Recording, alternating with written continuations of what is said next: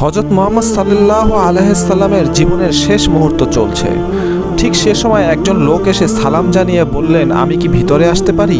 রাসূল সাল্লাল্লাহু আলাইহি সাল্লামের কন্যা ফাতেমা রাদিয়াল্লাহু তাআলা বললেন, দুঃখিত, আমার পিতা খুবই অসুস্থ।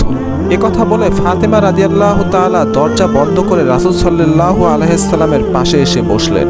রাসূল সাল্লাল্লাহু আলাইহি সাল্লাম বললেন, কে সেই লোক? ফাতেমা রাদিয়াল্লাহু তাআলা বললেন, এই প্রথম আমি তাকে দেখছি, আমি তাকে চিনি না।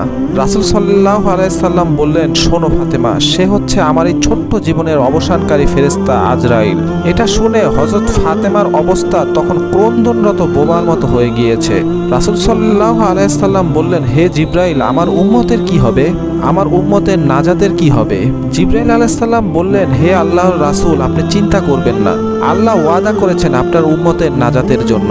মৃত্যুর ফেরেশতা ধীরে ধীরে রাসূল সাল্লাল্লাহু আলাইহি সাল্লামের কাছে এলেন জান কবজ করা।